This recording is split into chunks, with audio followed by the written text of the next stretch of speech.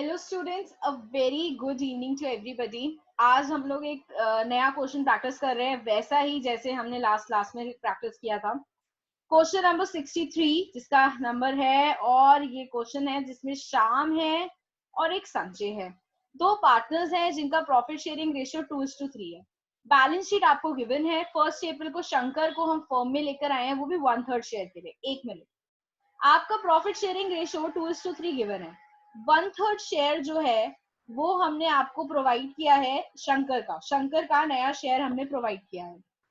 अब इसमें बोला गया, कुछ मेंशन नहीं है कि शंकर ने वो शेयर किससे लिया।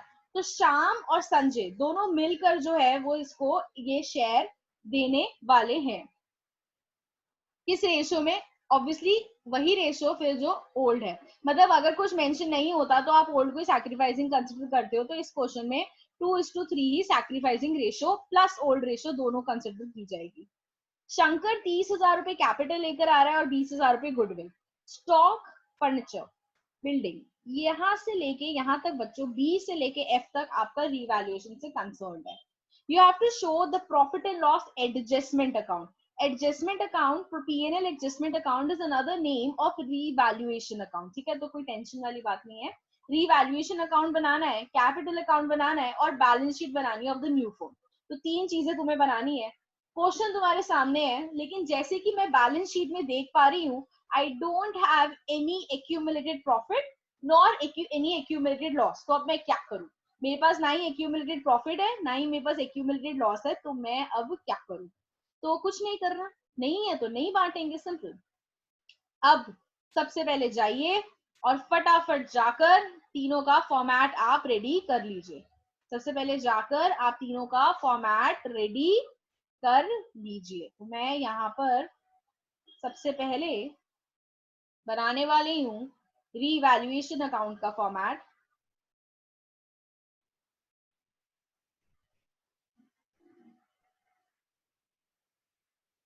इसके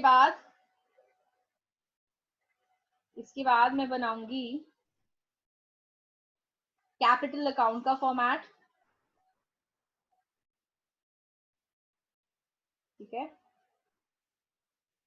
ये मैं कैपिटल अकाउंट का फॉर्मेट बना रही हूँ। 3 कॉलम्स बनाऊंगी because there are total 3 partners.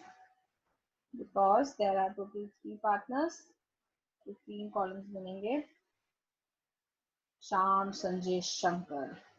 तो जान के ऐसे नाम ये लोग देते हैं ताकि तुम लोग कंफ्यूज हो।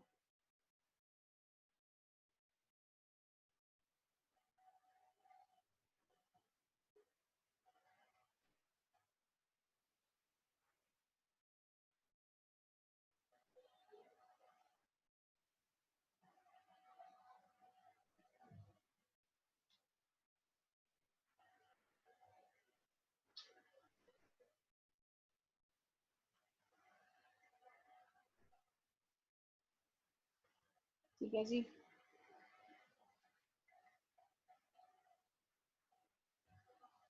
ये हमने बना दिया तीनों का।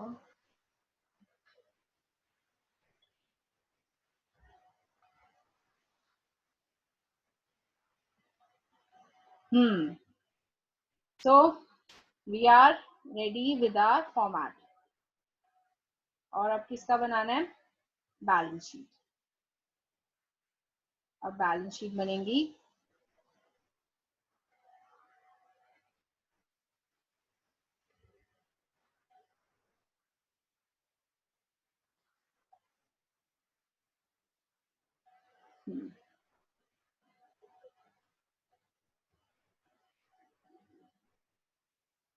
ठीक है बच्चों, तो ये हमारा पूरा फॉर्मेट रेडी हो गया। अब क्या करें, इसको बना लेते हैं। यहाँ पर मैं लिखूंगी कि इट्स माय रीवैल्यूएशन अकाउंट। यहाँ पर मेरा पार्टनर्स कैपिटल अकाउंट बना है। ये तीनों का नाम एस एस से शुरू होता है, तो एस एस एस एस लिख दिया। और ये मेरी बैलेंस शीट। बच्चों मैं एस एस एस लिख रही हूँ, तुमने पूरा नाम लिखना है पेपर में। Liabilities rupees, assets rupees, done. अब सबसे पहले अब मैं बताऊं नेक्स्ट बात क्या करूंगी। मैं अब बनाऊंगी वर्किंग नोट। वर्किंग नोट में किसके कॉन्टेक्स्ट में बनाऊंगी मैं बताती हूँ। नया पार्टनर जो शंकर था वो टोटल कैश लेकर आ रहा है फर्म के अंदर 50,000 रुपए का। 30,000 तो वो कैपिटल लेकर आ, तो टू शंकर्स कैपिटल 30,000, और प्रीमियम फॉर गुडविल वो लेकर आ रहा है 20,000। अब ये प्रीमियम फॉर गुडविल किसको मिलेगी? ऑब्वियसली ओल्ड पार्टनर्स को मिलेगी। किस रेशियो में मिलेगी? सैक्रिफाइसिंग रेशियो में मिलेगी। लेकिन क्वेश्चन में सैक्रिफाइसिंग रेशियो मेंशन नहीं है, तो हम ओल्ड को ही सैक्रिफाइसिंग कंसिडर करेंगे, जो कि 2:3 है। तो मैं इस 20,000 को 2:3 में बांट दूंगी, यानी 8,000 और 12,000 बांट दिया। चलो वापस चलो कहां पर? Capital account. मैंने कहा था सबसे पहले ना कैपिटल अकाउंट में जाकर बैलेंस को ब्रॉट डाउन कर लिया करो। तो बच्चे बैलेंस शीट में ऑलरेडी मेरे को इन दोनों का कैपिटल दे रखा था 34,050। मैंने बैलेंस ब्रॉट डाउन कर दिया। अब एक्यूमुलेटेड प्रॉफिट लॉस तो थे ही नहीं, आपने खुद देखा था। तो अब मैं नए पार्टनर का कैपिटल बता रही हूँ कि वो 30,000 कैश लेकर आया है, और प्रीमियम फॉर गुडविल बांट रही हूँ। पता है क्या कर रही हूँ? ये देखो, ये जो तुमने एंट्री की है ना, ये वाली premium for goodwill to S capital, इसको डिस्ट्रीब्यूट करके दिखा रही हूँ। तो 8,000 इसको, 12,000 इसको। तो 8,000 संजय शंकर दोनों, सॉरी संजय और जो दूसरा पार्टनर था उन दोनों को मैं 8 और 12 दे रही हूँ। ठीक है जी। ओके, बैलेंस ब्रॉट डाउन किया, एक्यूमुलेट प्रॉफिट लॉस नहीं था, छोड़ दिया था। नया पार्टनर जितना भी कैपिटल लेकर आ रहा है वो लिख दिया, और गुडविल का इफेक्ट भी दिखा दिया। तो मैंने प्रॉमिस किया था ना मैं सबसे पहले यही काम करूंगी, तो मैंने सबसे पहले यही काम किया। अब मैं चलती हूँ वापस क्वेश्चन पे। अब मैं कहाँ जा रही हूँ? क्वेश्चन पे जा रही हूँ वापस। और क्वेश्चन में जाके मैं देखती हूँ कि मेरे पास जो है रीवैल्यूएशन अकाउंट के लिए बहुत सारी इंफॉर्मेशन है। क्या क्या है जरा देख लेते हैं। क्या क्या इंफॉर्मेशन है? पहली इंफॉर्मेशन मुझे बताई जाती है कि मेरे पास जो स्टॉक एंड फर्नीचर है वो रिड्यूस करना है 10% से। देखिए जरा, आपका स्टॉक कितने का है? 18,000 का, और आपका फर्नीचर कितने का है? 4,400 का। तो आपको स्टॉक कम करना है। तो 18,000 का 10% कितना होता है? 1,800। तो आपको स्टॉक को 1,800 से कम करना है। और आपका जो फर्नीचर है वो 4,400 का है, तो आपको इसको भी 10% से कम करना है, यानी 440 से आप इसे कम करोगे। तो let's go to our revaluation account, और वहां पे हम शो करते हैं। देखिए, रीवैल्यूएशन अकाउंट की दो साइड्स है, डेबिट एंड क्रेडिट। देखो, जब मेरे एसेट्स कम होते हैं या मेरी लाइबिलिटीज बढ़ती है तो मेरे को लगता है कि नुकसान है, इसलिए डेबिट होता है। एसेट्स जब बढ़ते हैं और लाइबिलिटीज जब कम होती है तो भैया खुशियों की बातें हैं, फायदा क्रेडिट। तो अब मेरा स्टॉक कम हो रहा है तो डेफिनेटली डेबिट साइड पे कितने से कम हो रहा है? 10%, यानी 1,800। और फर्नीचर भी कम हो रहा है 440 से। 4,400 का था तो 10%। वापस नहीं जाना क्वेश्चन पे, अभी फटाफट जाओ बैलेंस शीट में और यहाँ पर आकर लिख दो कि तुम्हारा जो स्टॉक था एक्चुअली में 18,000 का था। अब 1,800 से तुमने उसको कम कर दिया है, तो अब कितने का रह गया? 16,200। इसी समय आकर बैलेंस शीट में लिख दो कि तुम्हारा स्टॉक अब 16,200 का है। सिमिलरली जब मैं फर्नीचर की बात कर रही हूँ तो यहाँ पर लिखो कि तुम्हारा फर्नीचर 4,400 का था लेकिन 440 कम हो गया, तो अब बच गया है 3,960 का। फटाफट लिख दिया, वेट नहीं करना 2 मिनट का भी, जल्दी से फटाफट काम करना है, उसी समय बैलेंस शीट में आके लिख देना। वापस चलते हैं क्वेश्चन पे, देखते हैं आगे क्या करता है क्वेश्चन। क्वेश्चन कहता है बिल्डिंग को 15,000 से एप्रिशिएट कर दो। एप्रिशिएट कर दो मतलब बढ़ा दो, बिल्डिंग को 15,000 से बढ़ा दो, तो बढ़ा दो। बढ़ाओगे तो फायदा या नुकसान? जल्दी बताओ जल्दी बताओ जल्दी बताओ। फायदा फायदा फायदा, क्रेडिट साइड। मैं यहाँ पे बिल्डिंग लिखने वाली हूँ, मैं यहाँ पे बिल्डिंग लिखने वाली हूँ 15,000 से। मैंने लिख दी कि 15,000 से बिल्डिंग बढ़ गई। उसी समय बैलेंस शीट में गई, यहाँ पे बिल्डिंग लिखी कि 40 की तो ऑलरेडी थी, बैलेंस शीट में 15 की और बढ़ गई, तो अब कितने की हो गई? 55,000। तो उसी समय नेट वैल्यू फटाफट बैलेंस शीट में लिखना है, वेट ही नहीं करना भैया, वेट ही नहीं करना। चलिए, प्रोविजन ऑफ 5% बनाना है ऑन सन्ड्री डेटर्स। आपको प्रोविजन बनाना है 5% का डेटर्स पर। अब जरा देखिएगा, आपके डेटर्स कितने हैं? 5500 जी, 5500 के डेटर्स हैं। बोल रहे हैं 5% प्रोविजन बनाओ। देखो, प्रोविजन ऑन डाउटफुल डेब्ट्स ना हमेशा से लाइबिलिटी रही है। पहले कोई प्रोविजन बना हुआ है? नहीं बना हुआ। एडमिशन से पहले वाली बैलेंस शीट में कोई प्रोविजन नहीं बना हुआ, इसका मतलब जो बना रहे हो अभी बना रहे हो। तो पहले आपका प्रोविजन 0 था और अब आप 5% बना रहे हो, तो 5500 का 5% होता है 275 रुपए। तो आप 275 रुपए का प्रोविजन बना रहे हैं। पहले कोई लाइबिलिटी थी नहीं, अब आप बना रहे हैं, मतलब प्रोविजन बढ़ रहा है। लाइबिलिटी प्रोविजन बढ़ रहा है, बढ़ रहा है। प्रोविजन एक लाइबिलिटी है, डेबिट साइड 275। इसी समय फटाफट जाओ बैलेंस शीट में। अब देखो प्रोविजन को लिखने के दो तरीके हैं, या तो लाइबिलिटीज में लिखो, एसेट्स में लिखोगे। एसेट्स में लिखोगे तो डेटर्स में से लेस करके लिखना पड़ेगा, तो मैं डेटर्स में से लेस करके लिखने वाली हूँ। मेरे 5500 के debtors less provision on doubtful debts 275, ये हो गया 5225। ठीक है जी। इसको आप चाहो तो डेटर्स को 5500 लिख के यहाँ पे पूरा प्रोविजन भी 275 का लिख सकते हो, मेरे को तो कोई भी प्रॉब्लम नहीं है बिल्कुल। चलिए बैक टू द क्वेश्चन, यहाँ देखिएगा। Unaccounted accrued commission of 2400 is to be provided. देखिए बच्चों, जो हमारी एक्रूड कमीशन है वो एक एक्रूड इनकम है, और एक्रूड इनकम आपने अभी तक लिखी नहीं है, मतलब एक्रूड कमीशन आपने अपनी बुक्स में अब तक लिखा नहीं है, तो कह रहे हैं कि आपने लिखा नहीं है तो लिख दो। एक्रूड कमीशन एक एसेट है। एसेट जब बढ़ता है तो क्या होता है, डेबिट होता है। एसेट जब बढ़ता है तो क्या होता है, एसेट डेबिट होता है, बट रीवैल्यूएशन क्या होता है, क्रेडिट। फायदा हो रहा है ना, एक्रूड कमीशन एक एसेट है और वो बढ़ रहा है, और ये एक फायदा है, क्रेडिट रीवैल्यूएशन, क्रेडिट। यहाँ पर हम लिखेंगे एक्रूड कमीशन 2400, और इसी समय फटाफट से जाओ बैलेंस शीट में और एसेट में लिख दो कि भैया जी एक्रूड कमीशन है 2400 रुपए का। चलिए वापस वापस वापस वापस क्वेश्चन पे चलते हैं वापस।